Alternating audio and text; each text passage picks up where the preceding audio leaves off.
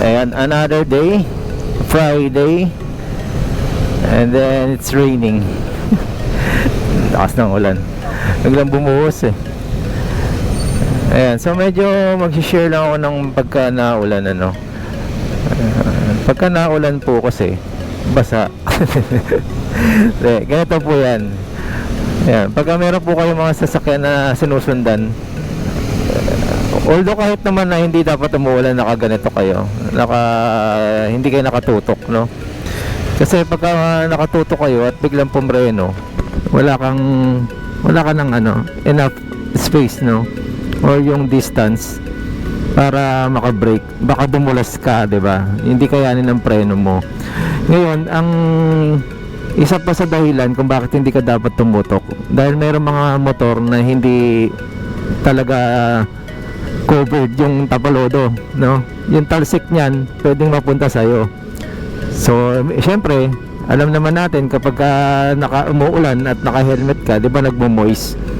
So, yung helmet mo, pagka nag-moist 'yun, bubuksan mo siya dahil wala kang makikita eh. So, pagka binuksan mo siya at tumutok ka, pasok sa mukha mo yung talsik. Yan, again, distance ka para alam mong tumatalsik eh. 'Di ba? Tumatalsik yan, pwedeng bato, pwedeng tubig. So, yun ang ano. Kaya po importante ang helmet nyo may visor. Kasi hindi nyo mamamalayan, mamaya mapuwing kayo. Ayan, ito pong bus na to, o yung mga nasusundan nating truck na meron nagkakarga sila ng buhangin, dapat talaga may cover yun na tapalodo, lona. Pero yung iba, alam mo naman sa maraming pasaway, dyan lang naman, lapit lang, huwag nang kuberan, di ba? So yung mga ganong alikabok, pag napuwing kayo, mapakadelikado na kagad nun, di ba? So yun yung aking sharing for today. Kasi hindi man laging naulan, ano. Pero ngayon, ako gamit ko talaga poncho. Pero ngayon sinubukan ko po tayong mag-pants na kapote. Okay naman, nakakagalaw ka ng maayos. Pero may mga bagong poncho kasi na na hindi na nakabukas yung gilid. Ayun, so na tayo, nakasubok na tayo. Tignan nyo tayo, yan yung poncho. Okay yung poncho para sa akin, kaya lang ito masyadong malaki sa kanya to. Tapos yung motor niya mababa, kaya pwedeng kumover dun sa airbox, no? Sa airbox or dun sa fan. Kasi may fan yung etong alam ko hindi siya water cooled. So may fan siya dun sa gilid. Yun yung nagpapalamig ng makina, no? Kaya pagka nakocoveran yan, edi pwedeng mag-init. Kaya possible mag-overheat. Okay, it's a rainy weather and a bad weather.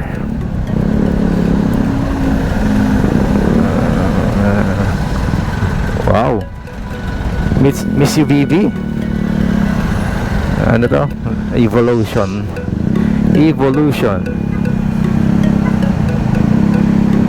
The Mitsubishi Evolution. Ayan, ganda pa rin ang tindig.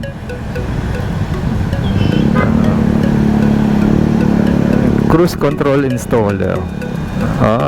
Pwede pala yun. Nilalagay lang yung cruise control para sa Innova, Hilux, Fortuner. So pang Toyota lang ba to?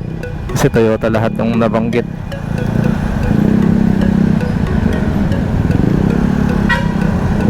Ayan, kita nyo po yung jeep. Lagi po yan nandito, tapos sasagad ng kanan. Hindi ko maintindihan bakit. Ano yun, nilalayo nila yung pasahero doon? Ganun ba yun? Geely Coolray.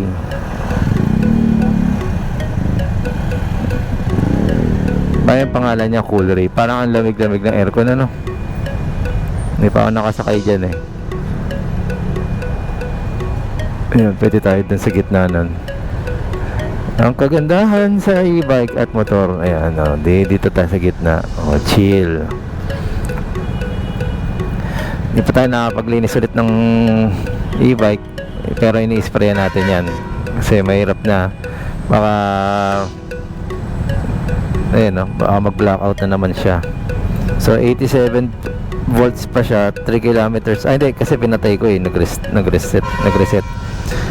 So naka ano na tayo, 9 na siguro to, 8 or 11.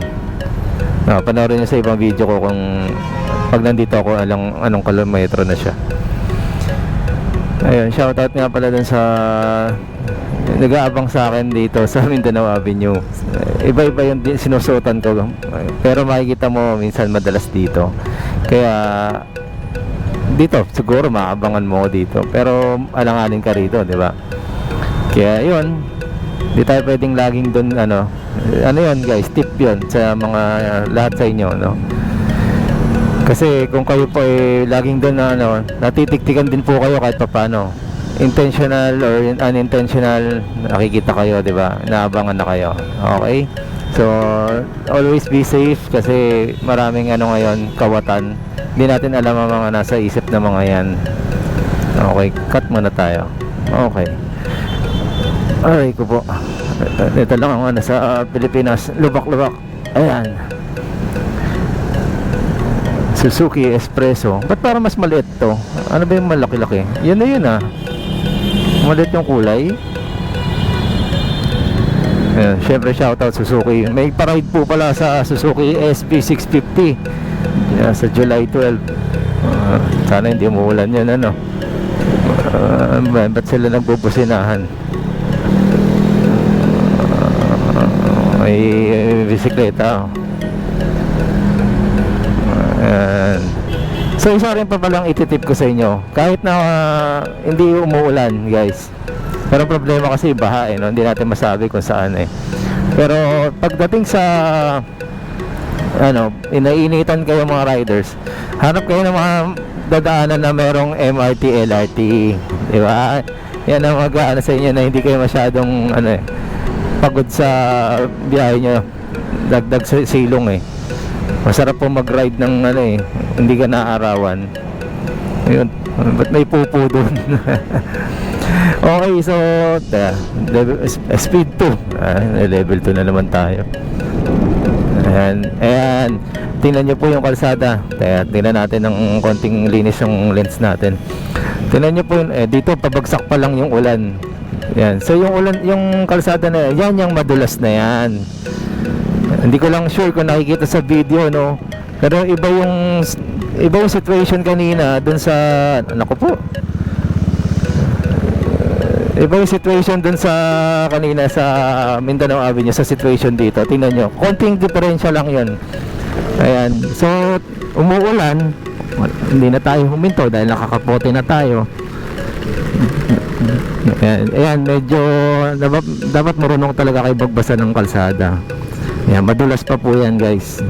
Pero dahil maghapon na umulan kahapon, medyo wash na yan kumbaga. Pero pagka sa simula kasi talaga may dalang ulit yan dahil sa pollution natin dito sa diba? Kung makikita nyo naman na mayroong mga oil, bakas, no?